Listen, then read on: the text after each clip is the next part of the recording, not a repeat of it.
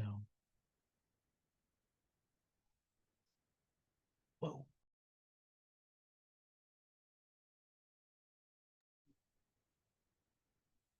Good afternoon and welcome to the IU Indianapolis Center for Translating Research into Practice Scholar of the Month Conversation Series.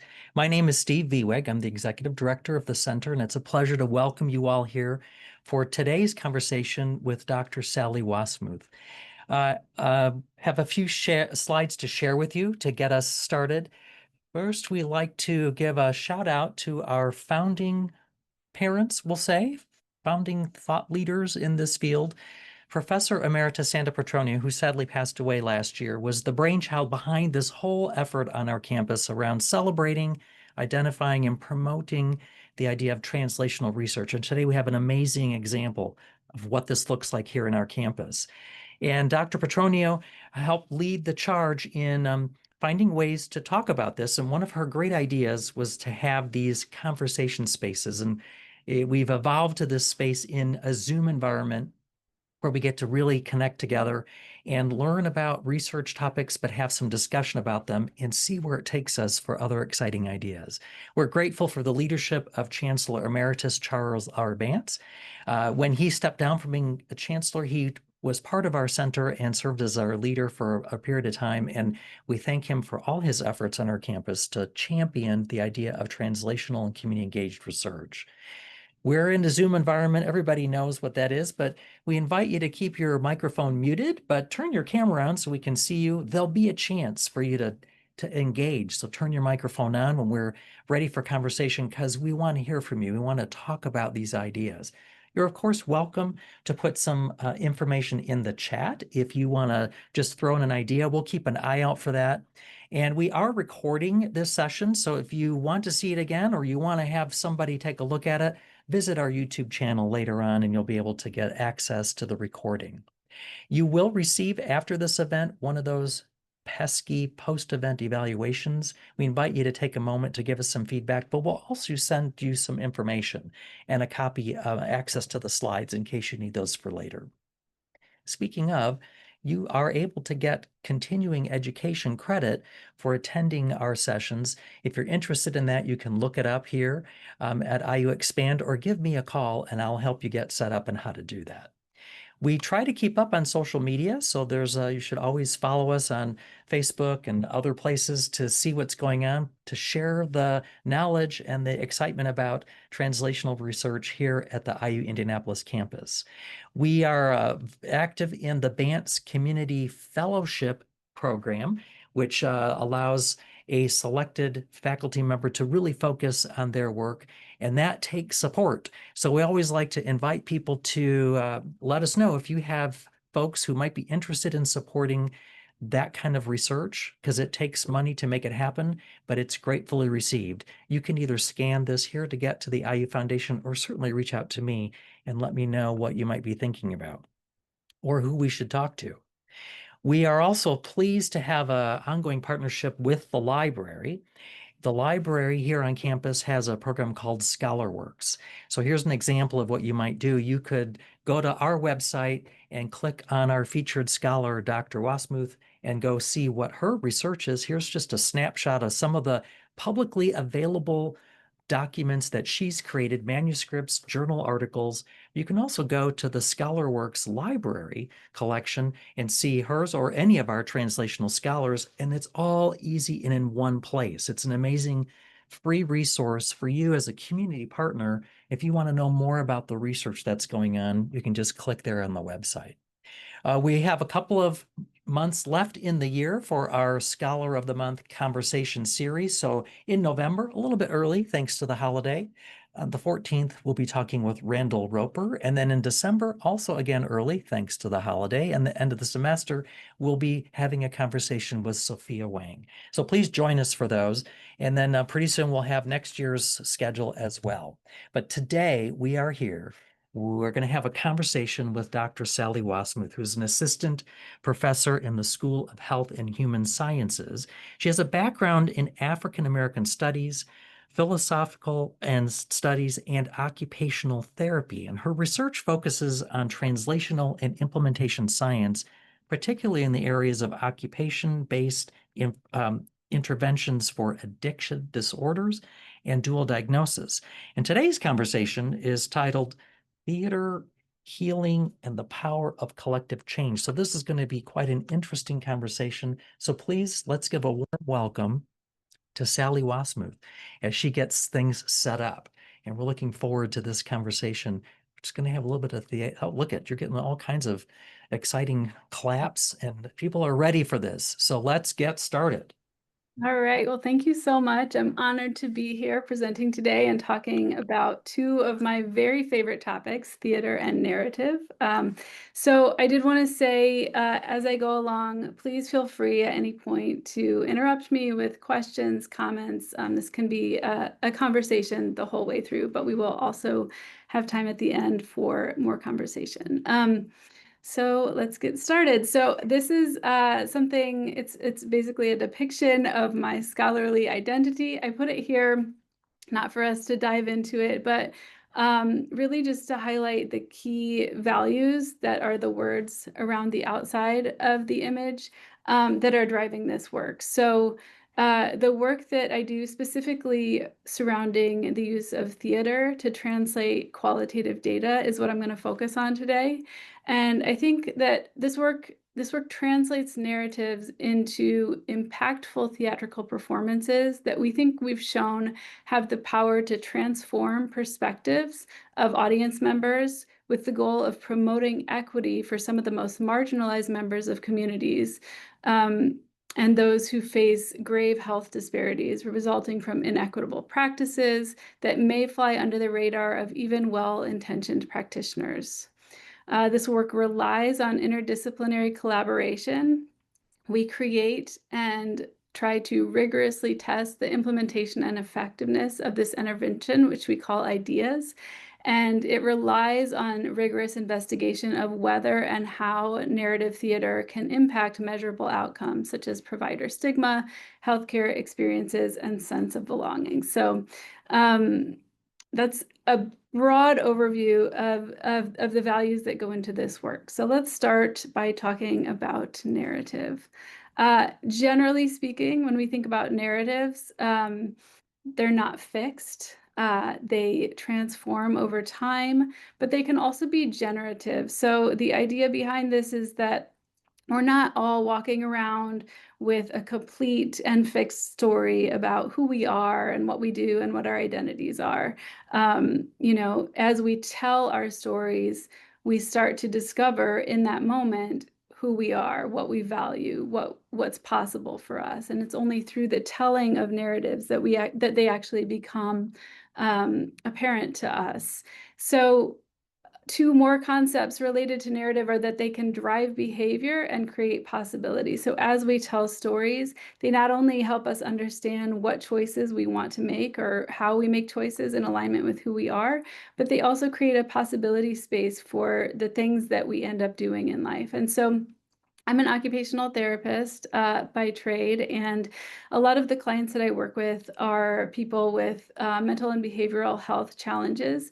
And I like to tell a story of one person that I worked with who was going through a lot of transitions. She had several diagnoses. She was struggling with depression, anxiety, ADHD. She was on the autism spectrum. She had several other health factors impacting her well-being, and she just couldn't get motivated to do her self-care, do anything social, engage in leisure activities. She really just wasn't engaging in life. And so as an occupational therapist, I tried all of my traditional approaches. We tried creating some habits and routines. We tried creating a weekly planner or a daily schedule or small achievable goals with rewards.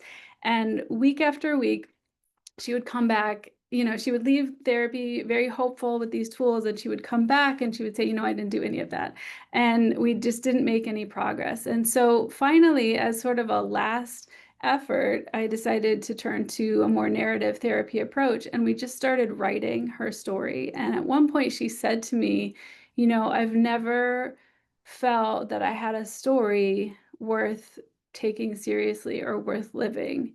And so anytime she tried to engage in an activity, in an occupation, it didn't align with this idea that she doesn't have a story worth living. So as she started to write her story, she started to do things that were meaningful to her, and her whole life. I worked with her for about 6 months, and her entire life transformed just from kind of shifting our approach to this more narrative style. And it was really impactful for me, and I think for her. Um, so just a couple key elements of narrative therapy. So this type of therapy views that problems are separate from people. So we shift from saying, what's wrong with me, to what other story is true and possible. And it uses a tool. This is just one tool, which we call the and. And so an example of this is, I'll take an example from myself. I think we could all fill in the blank, or imagine a time when we said to ourselves, "What's wrong with me? I blank." So I could say, "What's wrong with me? I never get up the first time my alarm goes off. And if I did, I would have so much more time to plan and get ready and do all these things."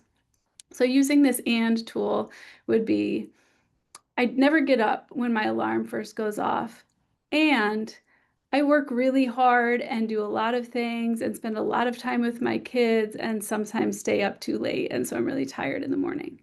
So immediately, by just introducing that and statement, I feel the immediate sort of emotional flexibility of not just feeling down on myself and bad, but also feeling positive and good about the things that I do. And then it also introduces immediately some cognitive flexibility in how I'm thinking about the problem. One more slide on narrative therapy. I think this is a powerful difference, how we ask questions. So these problem-based questions are things that we often talk about. Like if you go to a therapist, they might say, like, or a doctor even, what triggered the problem? How long have you been facing this issue? How is the problem impacting your life? What are your thoughts on the effects of this problem? How do you feel about the problem? And even just reading those statements, it feels heavy. It's like, oh, the problem. Yes, the problem is really impacting my life. If we switch to a more narrative approach, we ask questions like, at what time of day are you most problem-free? How are you able to find this freedom? Do you ever find others enjoying time with you while you're experiencing this freedom? Or what rules of the problem did you have to breach in order to experience this freedom? So by just shifting the questions that we're asking and the investigations that we're doing, we're underscoring the problem is just one flower in this much larger bouquet of things that a person is made up of. Beyond just my own anecdotes and feelings about narrative, there's also a large body of evidence to support the use of narrative, particularly narrative medicine and its impacts on healthcare. So we know that integrating narratives into medical practice can increase providers' empathy, reflective practice, and communication skills. They form stronger therapeutic relationships, and as a result, their patients demonstrate better adherence to treatment plans. Providers have more diagnostic accuracy. They provide more personalized treatments. They make fewer medical errors. And all of this results in dramatic shifts in outcomes for patients. People have improved outcomes. They have improved psychological well-being, and they feel less alone because they're connecting with providers. Okay. So now let's talk just for a moment about theater. Uh, Theater for social justice is not new. It's been occurring for centuries. Augusto Boal's Theater of the Oppressed and Albert Camus' use of theater as social commentary are just two of many examples. Some people like Dana Solomon, whose book here is on the right, suggest that theater is particularly powerful because it's so immersive. So she suggests that by inviting audiences to become immersed in stories and truly entertained by those stories, theater becomes exceptionally effective for countering attitudes that people are sometimes most unwilling to change, such as firmly held ideological or political beliefs. And she thinks this is because theater serves as an alternative to otherwise overtly persuasive messaging that can trigger cognitive resistance. So if I sit here and tell you what you should believe, you might immediately experience some cognitive resistance and not want to hear what I have to say. But if you sit in a live performance where you're immersed and entertained and just watching a scene, you tend to be in a more open-minded space where changed attitudes become possible. People have the opportunity to relate and grapple with characters privately and intimately as they view the performance. And hopefully in a performance, no one's telling them what to think or believe. So they have this open-minded frame of reference. Others, like Johnny Saldana, suggest that the power of theater lies in its collaborative nature. It's a collaboration between those who inform stories being told, those who write the script, the actors, the director, the production staff, create the performance, and audience members. It happens in real time, so there's a vulnerability that mirrors real life in which, at least in theory, anything could happen. The actors and the performance are affected by one another, and if they're truly being present and real, they are impacted by present circumstances and the audiences in the room. So at each performance, the play could be vastly different from day to day. And so in that way, it's truly this living art. Ideas is our model that we created, and it stands for Identity, Development, Evolution, and Sharing. This name stemmed from its original application with people whose identities were in transition, such as those in substance use disorder recovery. This model involves collecting narratives from a specific population. We try to be responsive to issues and topics that are timely and critical issues in society. So we interview members of a population and we translate those narratives into a theatrical script, collaborating with theater professionals to produce a performance. Each performance is then followed by a panel conversation with experts on the topic, but also with people who participated in interviews that informed the script. In our case, we partner with Summit Performance Indianapolis, whose mission also involves creating spaces for community conversations. We've used this model to share stories from people in substance use disorder recovery, women with postpartum depression, Black women's experiences of racism in healthcare, and several other populations. Like I said before, we're intentionally culturally responsive, selecting a topic each year based on current events and critical social issues. And more recently, we implemented this model to explore the impact of changing legislation on reproductive health care, which is Do No Harm, which you see the advertisement for on the right. And then the one in the center was Push, which focused on postpartum, peripartum mental health issues. And then the one on the left was our most recent performance, This Is Different, which focused on the opioid crisis. We have consistently found that attending an ideas performance increases psychological flexibility with regard to stigmatizing beliefs. So our performances allow for reductions in what literature refers to as enacted stigma among those who view the performances, and this can improve equity and occupational justice for those served by healthcare providers who attend these performances. All right. Slightly controversial question, what makes theater good? And what is theater?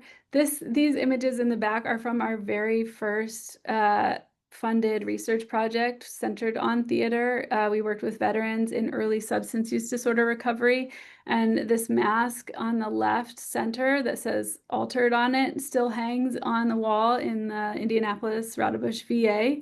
A veteran selected to hang that piece on the wall because he found this engagement in this theater project to be what he called one of the most pivotal engagements in his recovery. And so it's always fun to see that mask. If you're ever walking through the D wing of the VA, you can take a look. But we think that there are a few key elements that are essential. We try to hire professional actors who have training and who are able to provide honest depictions and who are available to be present in real time during performances. They're responsive to the moment. We also place a lot of emphasis on strong direction to provide clarity to the stories being told and a commitment to the stories and sentiment of our interviewees, we think is critically important. We hire playwrights that can crystallize experiences into engaging scenes that invite audiences in rather than alienating them. And we also use performances as opportunities to try to convene resources and advocates within communities with the goal of catalyzing positive changes by bringing people together to discuss new perspectives focused on a critical topic.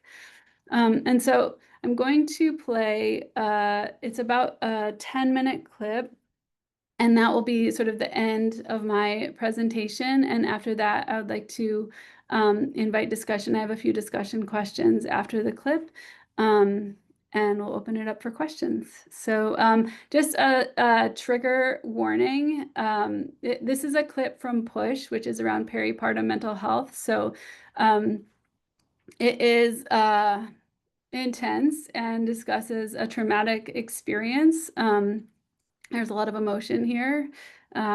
So do what you need to do. And it will be about 10 minutes, and then I'll be back with you.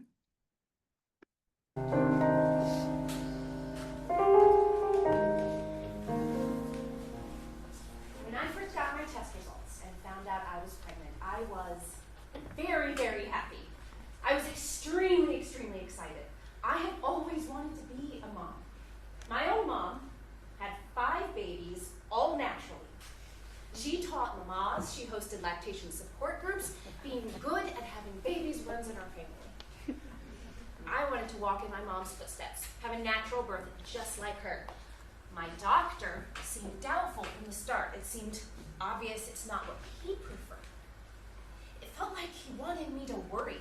He seemed totally focused on the risks. Said a cesarean section was probable, told me my baby was measuring big.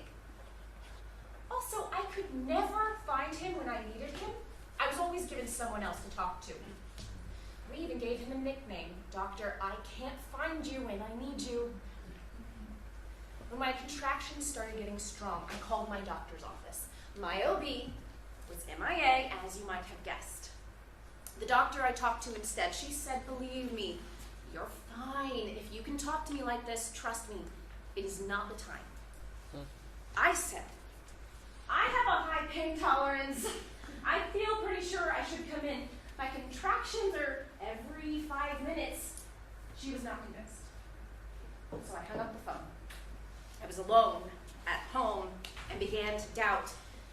This must just be a false alarm. I don't know myself as well as I thought. I called my doula just to be on the safe side, and she said, why don't you head to the hospital? I labored for 5 hours and had my baby. I guess I know myself pretty well after all. So anyway, what happened after that?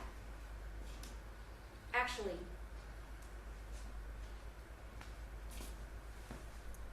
I have to take a moment before I tell you what happened next. Because what happened next makes me feel really vulnerable. It's a very difficult thing to understand and accept. When someone tells you that there's something wrong with the way your brain works, because the only thing that I have to think about that is my brain, so how can I be sure that something is not right or that that person is telling me the truth?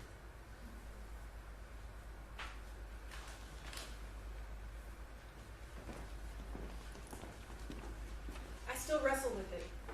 It's not something I like to talk about, especially in a room full of strangers.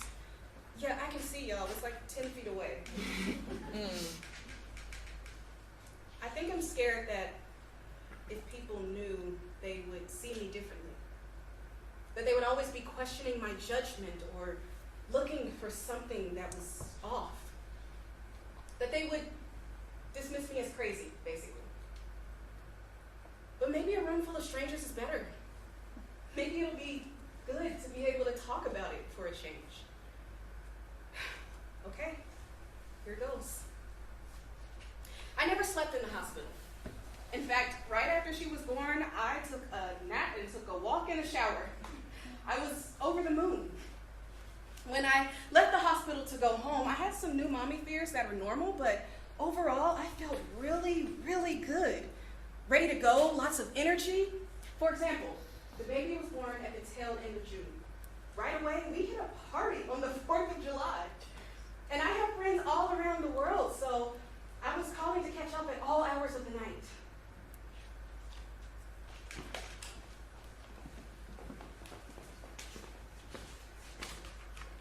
I wasn't not sleeping because of the baby. The baby slept great. I just didn't need to. I had this seemingly endless supply of energy. Although, come to think of it, there were some not good things that did happen. A few weeks after she was born, I got mastitis, and my doctor was nowhere to be found. Plus, I injured my shoulder during labor. It was hurting again, but my doctor was nowhere around. I kept thinking about how mad I was at this doctor, who wanted me to worry about every bad thing that could happen, which, by the way, wasn't even a big baby. At my 6-week check-in appointment, I told him exactly how I felt about him. I yelled that I didn't trust him at all, that I wouldn't let him do my exam. I insisted on a new doctor, so he referred me to someone else. She was concerned about my lack of sleep, so she prescribed me something to help. But I said, listen, our friends are having their wedding this weekend, and I know this probably seems silly, but I really would like to have a drink. Think I could wait to start till Monday? I wonder if things would have been different if I just would have started it then. But I was waiting until after the wedding when this happened. It was the middle of the night, and I was awake as per usual when I heard yelling outside the house and went to go see what was the trouble. My neighbor's son and his girlfriend were fighting in the middle of the street, so I ran and got my robe and slippers and went out to try and mediate. But instead of yelling at each other, they started yelling at me. So I went back inside to be with my baby, and I called the police. And then I called my doula. I was telling her everything that happened, but she stopped me before I could finish, asked me for a favor. Could I wake my husband so they could talk for a couple of minutes? When he hung up the phone, he looked at me funny, said, I'm going to take you to the hospital. I laughed. I refused flat out. Why in the world would you want to take me to the hospital?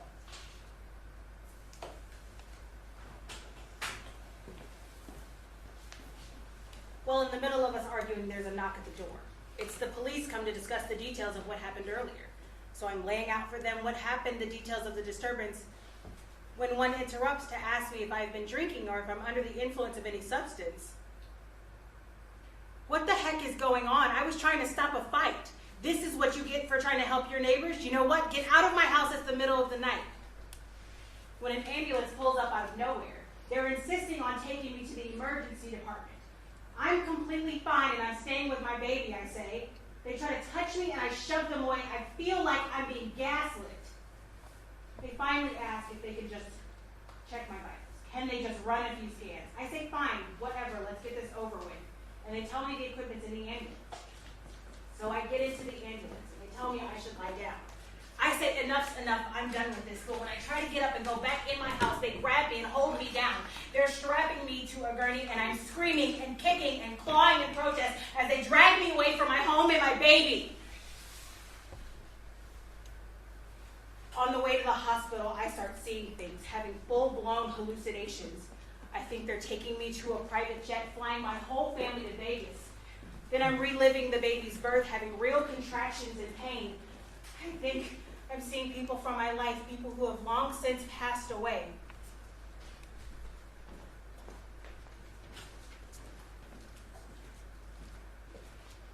Pretty crazy, huh?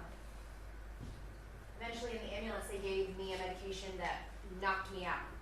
And when I woke up, I was alone in a hospital room, strapped to a bed with a police officer sitting just outside the door. I had slept for 12 hours straight. I was groggy, I felt hungover, it was awful. I was so embarrassed and confused. I cried a little, but really I was just scared. They agreed to unstrap me if I stayed calm, which I did. I didn't even remember everything that happened the night before, but they said I had to stay in the hospital, the psychiatric ward, for 72 hours on what's called a legal hold. They agreed to give me my own room. They brought me a breast pump so I could at least pump while I was there. I was diagnosed with acute postpartum psychosis. They said the main trigger for the episode was sleep deprivation. It came on really fast, and luckily it went away really fast with medication. I know some women are in the hospital for weeks or months. I was so lucky to only be away from my baby for 3 days. I think about my postpartum psychosis experience a lot. I have a lot of shame around it. And most people that I know don't even know that it happened. When I got pregnant with my second baby, I went on preventative medications right away. I met with my psychiatrist often. I had sleeping pills on hand in case I had trouble with sleep. I didn't know about the warning signs for postpartum psychosis, and I wish I had. I just chalked it up to being a new mom. All new moms talk about losing sleep. And I never felt suicidal or worried I would hurt the baby, which is what everyone thinks postpartum psychosis is. And sometimes it is that. Sometimes it's a lot worse than what happened to me. I'm really, really lucky.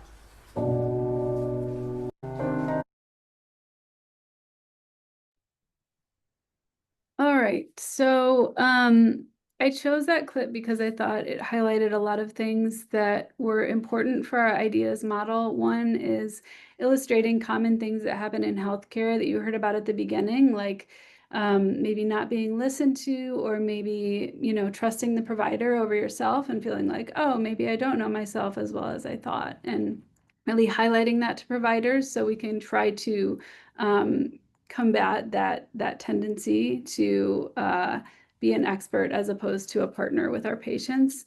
But also the things that were said at the end about, not really talking about these experiences, but having these experiences shared more might alert other family members or other people experiencing it to know a more complex picture of what something like postpartum psychosis might look like, and be able to recognize it and address it sooner, or with more understanding.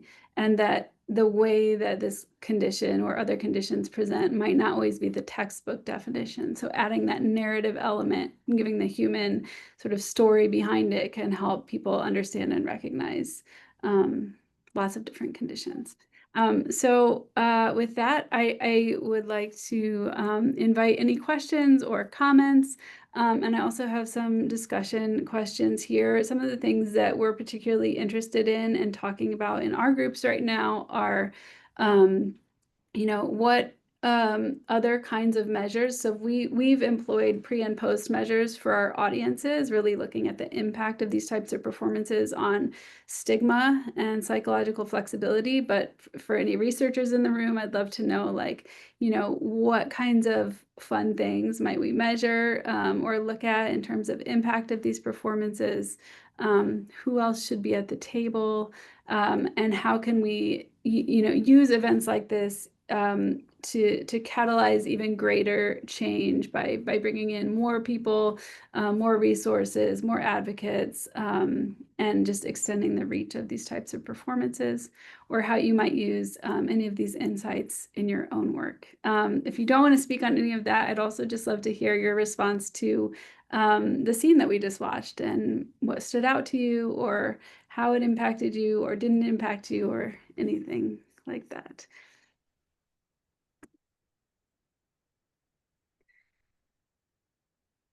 Well, this is the opportunity for people to unmute, raise your hand. There are a couple of comments showing up in the chat, which you might take a look at.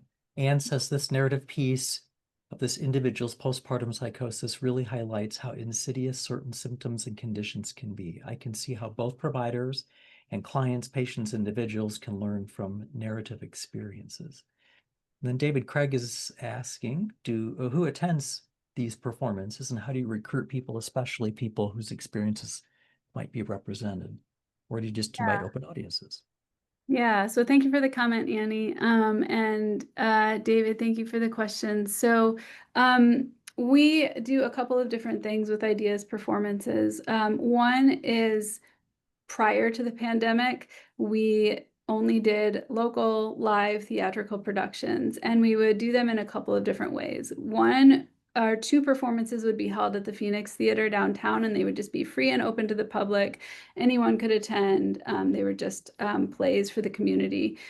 In those, we would invite, for example, the one we did on the opioid epidemic or on substance use disorder, we would invite Fairbanks and Hope Academy Recovery High School and Dove Recovery House and Overdose Lifeline. All of those organizations had a presence in the lobby with resources and were part of the conversation. But then we also would take those performances into different organizations. So we took one to Eskenazi, for example, and performed it specifically for providers to measure impact on providers pre and post. But then when COVID happened and we couldn't do live theater, my mentor at the time suggested that we start filming performances or filming actors doing monologues of different scenes. And so we did that and actually had a grant to use those filmed versions of ideas nationally with occupational therapy practitioners. So the ideas performances, we had 3 at the time on different topics, were used across the country within occupational therapy clinics to sort of train providers and help increase insight. So those are some of the ways that we've used ideas so far.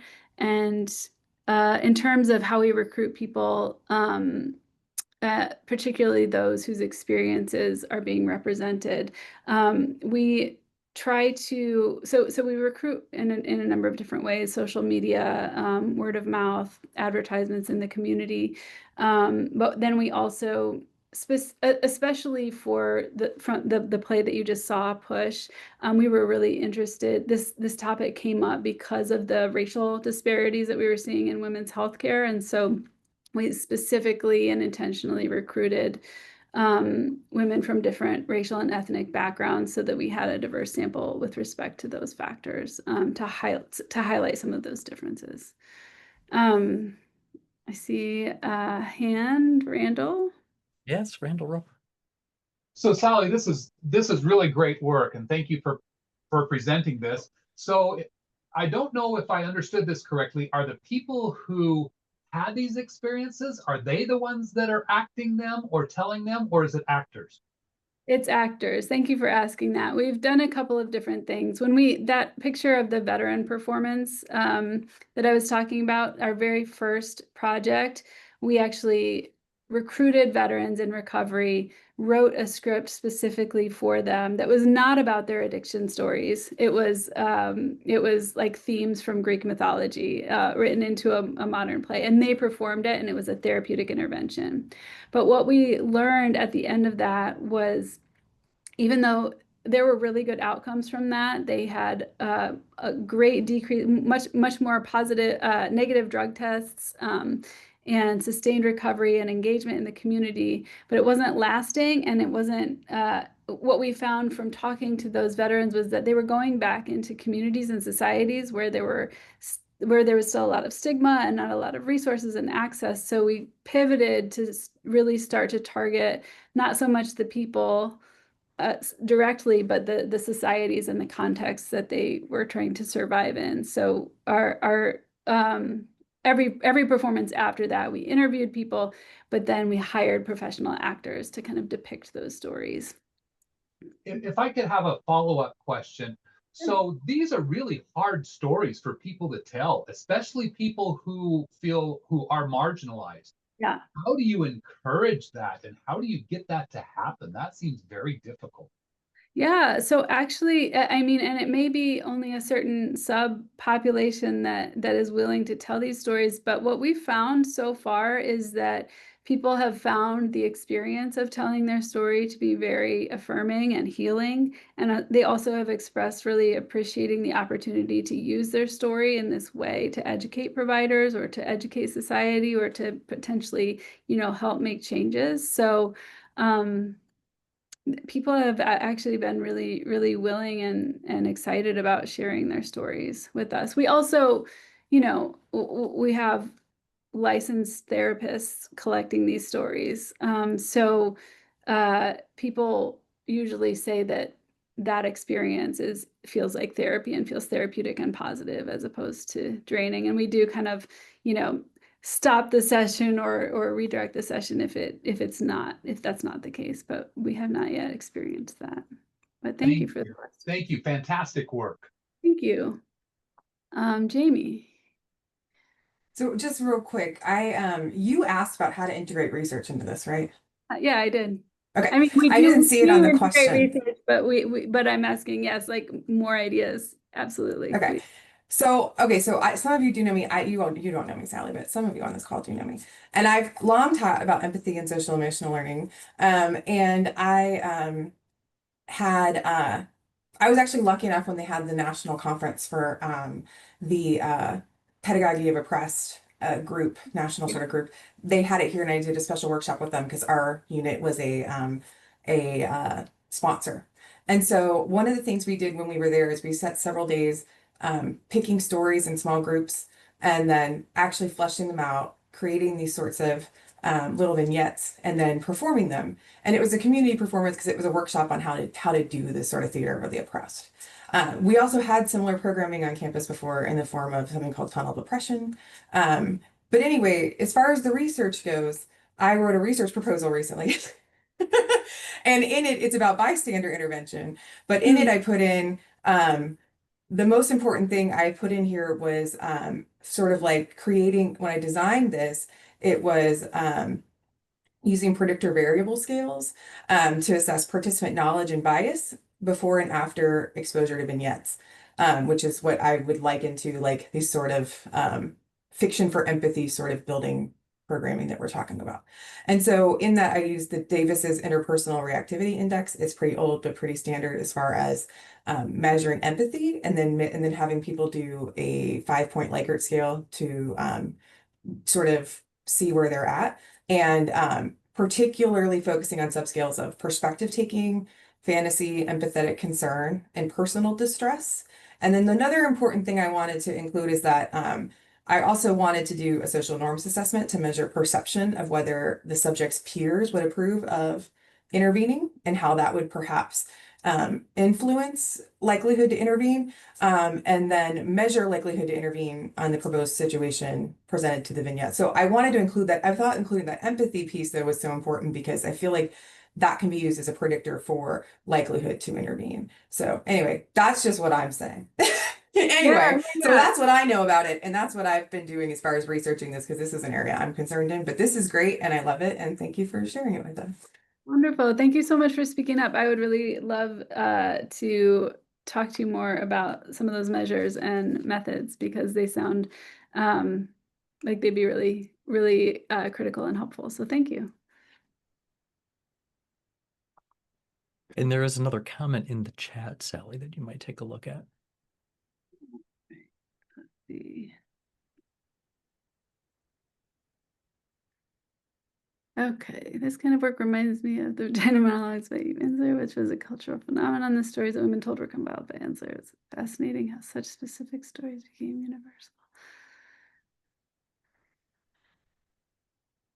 Yes, thank you for the comment. Sorry, I didn't read the whole thing out loud, but essentially, the comment is about that this work reminds the respondent of the vagina monologues and this idea of highlighting the universality of stories, and says smart staging, which I appreciate, but I can't take credit for because we have our wonderful professional theater partners. But yeah, thank you. I think I feel like there have been so many topics that people have brought to us, like, oh, you know, should we do a play on this, or should we do a play on this? And I think one of the key sort of deciding factors is, you know, is this something that we can illuminate in a way that audience members can identify and relate? And so far, it's that's kind of that's kind of what drives this creative process, is making sure that the stories are something that we can all relate to stimulate productive dialogues. Thanks for the comment.